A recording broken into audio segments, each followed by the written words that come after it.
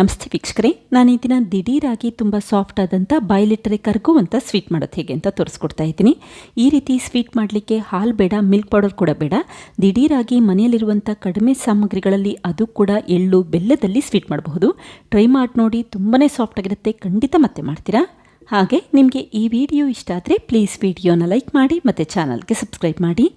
ಈಗ ಎಳ್ಳು ಬೆಲ್ಲ ಮತ್ತು ಗೋಧಿ ಹಿಟ್ಟಿನಲ್ಲಿ ಸಾಫ್ಟ್ ಆದಂಥ ಸ್ವೀಟ್ ಮಾಡೋದು ಹೇಗೆ ಅಂತ ನೋಡ್ಕೊಳ್ಳೋಣ ಬನ್ನಿ. ಮೊದಲು ತಟ್ಟೆಗೆ ಬೇಕಿಂಗ್ ಪೇಪರ್ ಹಾಕ್ಕೊಂಡಿದ್ದೀನಿ. ಬೇಕಿಂಗ್ ಪೇಪರ್ ಇದ್ದರೆ ಉಪಯೋಗಿಸಿ, ಇಲ್ಲ ಅಂತಂದರೆ ಯಾವುದಾದ್ರೂ ಬಿಳಿ ಹಾಳೆ ಉಪಯೋಗಿಸಬಹುದು. ಈಗ ಸ್ವಲ್ಪ ತುಪ್ಪ ಹಾಕಿ ನೀಟಾಗಿ ಸ್ಪ್ರೆಡ್ ಮಾಡಿಟ್ಕೊಂಡಿದ್ದೀನಿ. ನಂತರ ಮತ್ತೊಂದು ಪ್ಯಾನ್ಗೆ 1/4 ಕಪ್ಪಷ್ಟು ಬಿಳಿ ಎಳ್ಳನ್ನು ಹಾಕಿ ಹುರಿದಿಟ್ಕೊಳ್ತಾ ಇದ್ದೀನಿ. ನೋಡಿ, ಎಳ್ಳು ಈ ರೀತಿ ಚಿಟಪಟ ಅಂತ ಶಬ್ದ ಮಾಡಲಿಕ್ಕೆ ಶುರುವಾಗುತ್ತೆ. ಆವಾಗ ತಕ್ಷಣವೇ ಸ್ಟವ್ ಆಫ್ ಮಾಡ್ಕೊಳ್ಳಿ. ಈಗ ಈ ಹುರಿದಿರುವಂಥ ಎಳ್ಳನ್ನು ಸ್ವಲ್ಪ ತಣ್ಣಗಾಗಲಿಕ್ಕೆ ಹಾಗೆ ಇಡ್ತಾ ಇದ್ದೀನಿ. ನಂತರ ಈ ಎಳ್ಳನ್ನು ಉಪಯೋಗಿಸಬಹುದು. ಇದೇ ಸಮಯದಲ್ಲಿ ಒಂದು ಜರಡಿ ಇಟ್ಟಿದ್ರೆ 1 ಕಪ್ಪಷ್ಟು ಗೋಧಿ ಹಿಟ್ಟು ಹಾಕ್ಕೊಳ್ತಾ ಇದ್ದೀನಿ. ನಂತರ ಅದೇ ಕಪ್ಪಲ್ಲಿ 1 ಕಪ್ಪಷ್ಟು ಕಡಲೆ ಹಿಟ್ಟು ಹಾಕ್ಕೊಳ್ಳಿ. ಈಗ ಜರಡಿ ಮಾಡ್ಕೊಳ್ತಾ ಇದ್ದೀನಿ. ಜರಡಿ ಮಾಡ್ಕೊಳ್ಳೋದ್ರಿಂದ ಗೋಧಿ ಹಿಟ್ಟು ಮತ್ತು ಕಡಲೆ ಹಿಟ್ಟಿನಲ್ಲಿ ಸಣ್ಣ ಪುಟ್ಟ ಗಂಟುಗಳಿದ್ರೆ ಅದೆಲ್ಲ ಹೊಟ್ಟೋಗುತ್ತೆ ಅಂತಷ್ಟೇ. ಈಗ ನೋಡಿ, ಗಂಟುಗಳಿದ್ರೆ ಇದನ್ನು ಕೈಯಲ್ಲಿ ಮಿಕ್ಸ್ ಮಾಡಿಕೊಂಡು ಒಡೆದು ಮತ್ತೆ ಜರಡಿ ಮಾಡ್ಕೊಳ್ತಾ ಇದ್ದೀನಿ. ಹಾಗೆ ನಿಮಗೆ ಎಷ್ಟು ಬೇಕೋ ಅಷ್ಟು ಪ್ರಮಾಣದಲ್ಲಿ ಗೋಧಿ ಹಿಟ್ಟು ಮತ್ತು ಕಡಲೆ ಹಿಟ್ಟನ್ನು ಉಪಯೋಗಿಸಬಹುದು. ಇಷ್ಟೇ ಉಪಯೋಗಿಸ್ಬೇಕು ಅಂತೇನಿಲ್ಲ. ಈಗ ಈ ಪ್ಯಾನನ್ನು ಸ್ಟವ್ ಮೇಲೆ ಇಟ್ಕೊಂಡು ಒಂದು 3 ರಿಂದ 5 ನಿಮಿಷ ಹುರಿದಿಟ್ಕೊಳ್ಳಿ. ಈ ರೀತಿ ಡ್ರೈ ಆಗಿ ಹುರಿಯೋದ್ರಿಂದ ಸ್ವೀಟ್ ಮಾಡಬೇಕಾದ್ರೆ ಜಾಸ್ತಿ ಪ್ರಮಾಣದಲ್ಲಿ ತುಪ್ಪ ಉಪಯೋಗಿಸೋ ಅವಶ್ಯಕತೆ ಇರೋದಿಲ್ಲ. ಮೊದಲು ಈ ರೀತಿ ತುಪ್ಪ ಏನು ಹಾಕದೇ ಹುರಿದಿಟ್ಕೊಳ್ಳಿ. ನೋಡಿ, ಈಗ ನಿಧಾನಕ್ಕೆ ಸ್ವಲ್ಪ ಬಣ್ಣ ಬದಲಾಗಲಿಕ್ಕೆ ಶುರುವಾಗಿದೆ, ಹಾಗೆ ಘಮಘಮ ಅನ್ನಲಿಕ್ಕೆ ಶುರುವಾಗಿದೆ. ಆ ಸಮಯದಲ್ಲಿ 3 ಟೇಬಲ್ ಸ್ಪೂನಷ್ಟು ತುಪ್ಪ ಹಾಕ್ಕೊಳ್ತಾ ಇದ್ದೀನಿ. ನಂತರ ಮತ್ತೆ ಮಿಕ್ಸ್ ಮಾಡ್ಕೊಳ್ತಾನೆ ಇರಿ. ತಳ ಹಿಡಿಲಿಕ್ಕೆ ಬಿಡಬೇಡಿ. ಈ ರೀತಿ ಕಂಟಿನ್ಯೂಸ್ ಆಗಿ ಮಿಕ್ಸ್ ಮಾಡಿಟ್ಕೊಳ್ಳಿ. ಆವಾಗ ತುಪ್ಪ, ಗೋಧಿ ಹಿಟ್ಟು ಮತ್ತು ಕಡಲೆ ಹಿಟ್ಟಿನಲ್ಲಿ ಎಲ್ಲ ಕಡೆ ಬೆರೆತಿರುತ್ತೆ ಮತ್ತು ಈ ಮಿಶ್ರಣ ಕೂಡ ಘಮಘಮ ಅನ್ನಲಿಕ್ಕೆ ಶುರುವಾಗುತ್ತೆ. ನೋಡಿ, ಯಾವಾಗ ಮಿಶ್ರಣದಲ್ಲಿ ತುಪ್ಪ ಎಲ್ಲ ಹೀರ್ಕೊಂಡಿರುತ್ತೆ ಮತ್ತು ಡ್ರೈ ಆಗಲಿಕ್ಕೆ ಶುರುವಾಗುತ್ತೆ, ಆವಾಗ ಮತ್ತೆ 3 ಟೇಬಲ್ ಸ್ಪೂನಷ್ಟು ತುಪ್ಪ ಹಾಕ್ಕೊಳ್ತಾ ಇದ್ದೀನಿ. ಒಟ್ಟು ನಾನಿಲ್ಲಿ ಅರ್ಧ ಕಪ್ಗಿನ್ನ ಸ್ವಲ್ಪ ಜಾಸ್ತಿ ಪ್ರಮಾಣದಲ್ಲಿ ತುಪ್ಪ ಹಾಕ್ಕೊಂಡಿದ್ದೀನಿ. 1 ಕಪ್ಪಷ್ಟು ಗೋಧಿ ಹಿಟ್ಟು ಮತ್ತು 1 ಕಪ್ಪಷ್ಟು ಕಡಲೆ ಹಿಟ್ಟಿಗೆ ಕೇವಲ ಅರ್ಧ ಕಪ್ಗಿನ್ನ ಸ್ವಲ್ಪ ಜಾಸ್ತಿ ಪ್ರಮಾಣದಲ್ಲಿ ತುಪ್ಪ ಉಪಯೋಗಿಸಿದ್ರೆ ಸಾಕು. ಈಗ ಮತ್ತೆ ಉರಿನ ಮೀಡಿಯಂ ಫ್ಲೇಮಲ್ಲಿ ಇಟ್ಕೊಂಡು ಚೆನ್ನಾಗಿ ಮಿಕ್ಸ್ ಮಾಡ್ಕೊಳ್ತಾ ಇದ್ದೀನಿ. ತುಪ್ಪ ಈ ರೀತಿ ಗೋಧಿ ಹಿಟ್ಟಿನ ಮಿಶ್ರಣದಲ್ಲಿ ಎಲ್ಲ ಕಡೆ ಬೆರೆಯಬೇಕು, ಅಲ್ಲಿವರೆಗೂ ಮಿಕ್ಸ್ ಮಾಡ್ಕೊಳ್ತಾನೆ ಇರಿ. ಹಾಗೆ ಈ ಗೋಧಿ ಹಿಟ್ಟಿನ ಮಿಶ್ರಣದಲ್ಲಿರುವಂಥ ತುಪ್ಪ ಬಿಡಲಿಕ್ಕೆ ಶುರುವಾಗುತ್ತೆ, ಅಲ್ಲಿವರೆಗೂ ಮಿಕ್ಸ್ ಮಾಡ್ಕೊಳ್ತಾನೆ ಇರಿ. ನೋಡಿ, ಈಗ ಮಿಶ್ರಣ ಸಾಫ್ಟ್ ಆಗಲಿಕ್ಕೆ ಶುರುವಾಗ್ತಾ ಇದೆ, ಅಂದರೆ ತುಪ್ಪ ಬಿಡಲಿಕ್ಕೆ ಶುರುವಾಗ್ತಾ ಇದೆ ಅಂತ ಅರ್ಥ. ಈ ರೀತಿ ಮಿಶ್ರಣ ಘಮಘಮ ಅನ್ನಲಿಕ್ಕೆ ಶುರುವಾಗುತ್ತೆ ಮತ್ತು ಮಿಶ್ರಣದಲ್ಲಿರುವಂಥ ತುಪ್ಪ ಕೂಡ ಬಿಡಲಿಕ್ಕೆ ಶುರುವಾಗುತ್ತೆ. ಯಾವಾಗ ಈ ರೀತಿ ಮಿಶ್ರಣ ಸಾಫ್ಟ್ ಆಗುತ್ತೆ ಆವಾಗಷ್ಟೇ ಸ್ಟವ್ ಆಫ್ ಮಾಡ್ಕೊಳ್ಳಿ. ಈಗ ಸ್ಟವ್ ಆಫ್ ಮಾಡಿಕೊಂಡು ಸ್ವಲ್ಪನೇ ತಣ್ಣೀರನ್ನು ಹಾಕ್ಕೊಳ್ತಾ ಇದ್ದೀನಿ. ಬಿಸಿ ಇರಬೇಕಾದ್ರೇ ಸ್ವಲ್ಪನೇ ತಣ್ಣೀರನ್ನು ಹಾಕ್ಕೊಳ್ಳಿ. ಒಟ್ಟು ನಾನಿಲ್ಲಿ 3 ಟೇಬಲ್ ಸ್ಪೂನಷ್ಟು ತಣ್ಣೀರನ್ನು ಉಪಯೋಗಿಸ್ಕೊಂಡಿದ್ದೀನಿ. ತಣ್ಣೀರು ಹಾಕೋದ್ರಿಂದ ಜಾಸ್ತಿ ಪ್ರಮಾಣದಲ್ಲಿ ತುಪ್ಪ ಹಾಕೋ ಅವಶ್ಯಕತೆ ಇಲ್ಲ.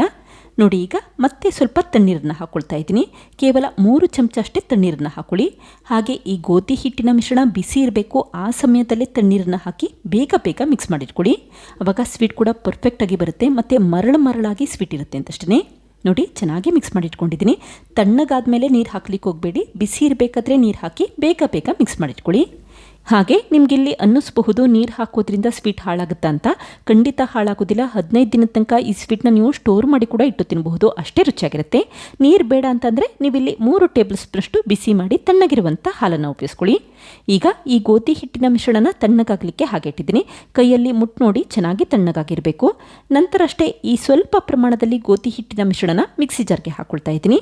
ನಂತರ 1 ಕಪ್ಪಷ್ಟು ಪುಡಿ ಮಾಡಿರುವಂಥ ಬೆಲ್ಲ ಹಾಕ್ಕೊಳ್ತಾ ಇದ್ದೀನಿ. ಗೋಧಿ ಹಿಟ್ಟಿನ ಮಿಶ್ರಣದ ಜೊತೆ ಬೆಲ್ಲ ಹಾಕಿ ಪುಡಿ ಮಾಡೋದ್ರಿಂದ ಬೆಲ್ಲ ಬೇಗ ನುಣ್ಣಗಾಗುತ್ತೆ ಅಂತಷ್ಟೇ. ಈಗ ನೋಡಿ, ಬೆಲ್ಲದ ಪುಡಿ ರೆಡಿಯಾಗಿದೆ. ಈ ರೀತಿ ನುಣ್ಣಗಾಗಬೇಕು, ಅಲ್ಲಿವರೆಗೂ ರುಬ್ಬಿಟ್ಕೊಳ್ಳಿ. ಈಗ ಉಳಿದಿರುವಂಥ ಗೋಧಿ ಹಿಟ್ಟು ಮತ್ತು ಕಡಲೆ ಹಿಟ್ಟಿನ ಮಿಶ್ರಣನ ಈ ರೀತಿ ಒಂದು ತಟ್ಟೆಗೆ ಎತ್ತಿಟ್ಕೊಳ್ತಾ ಇದ್ದೀನಿ. ಹಾಗೆ ಮೊದಲೇ ರುಬ್ಬಿಟ್ಟಂಥ ಬೆಲ್ಲದ ಮಿಶ್ರಣನೂ ಕೂಡ ಹಾಕ್ಕೊಳ್ತಾ ಇದ್ದೀನಿ. ನೀವು ಈ ಸಮಯದಲ್ಲಿ ಸಿಹಿ ನೋಡಿ ನಿಮಗೆ ಎಷ್ಟು ಬೇಕೋ ಅಷ್ಟು ಪ್ರಮಾಣದಲ್ಲಿ ಬೆಲ್ಲದ ಪುಡಿನ ಉಪಯೋಗಿಸಬಹುದು. ನಂತರ ಮೊದಲೇ ಹುರಿದಿಟ್ಟಂಥ ಬಿಳಿ ಎಳ್ಳನ್ನು ಹಾಕ್ಕೊಂಡಿದ್ದೀನಿ. ಹಾಗೆ ಅರ್ಧ ಟೀ ಸ್ಪೂನಷ್ಟು ಏಲಕ್ಕಿ ಪುಡಿ ಹಾಕಿ ಕೈಯಲ್ಲಿ ಚೆನ್ನಾಗಿ ಮಿಕ್ಸ್ ಮಾಡಿಟ್ಕೊಳ್ಳಿ. ಈ ಬೆಲ್ಲದ ಪುಡಿ ಗೋಧಿ ಹಿಟ್ಟಿನ ಮಿಶ್ರಣದಲ್ಲಿ ಎಲ್ಲ ಕಡೆ ಬೆರಿಬೇಕು, ಆ ರೀತಿ ಮಿಕ್ಸ್ ಮಾಡಿಟ್ಕೊಳ್ಳಿ. ನೋಡಿ, ಮುಷ್ಟಿ ಹಿಡಿದ್ರೆ ಉಂಡೆ ಕಟ್ಟಲಿಕ್ಕಾಗಬೇಕು ಮತ್ತು ಈ ಮಿಶ್ರಣ ಸಾಫ್ಟ್ ಆಗಬೇಕು. ಅಷ್ಟು ಪ್ರಮಾಣದಲ್ಲಿ ತುಪ್ಪ ಹಾಕಿದ್ರೆ ಸಾಕು. ನಿಮಗೇನಾದರೂ ಈ ಮಿಶ್ರಣ ಸಾಫ್ಟ್ ಆಗಿಲ್ಲ, ತುಂಬ ಡ್ರೈ ಆಗಿದೆ ಅನಿಸಿದ್ರೆ 1-2 ಚಮಚ ಕರಗಿಸಿರುವಂಥ ತುಪ್ಪ ಹಾಕೋಬಹುದು. ಈಗ ನೋಡಿ, ಬರ್ಫಿ ಮಾಡಲಿಕ್ಕೆ ಸ್ವೀಟ್ ಮಿಶ್ರಣ ರೆಡಿಯಾಗಿದೆ. ತಕ್ಷಣವೇ ಈ ರೀತಿ ತಟ್ಟೆಗೆ ಹಾಕಿ ಎಲ್ಲ ಕಡೆ ಸ್ಪ್ರೆಡ್ ಮಾಡ್ಕೊಳ್ತಾ ಇದ್ದೀನಿ.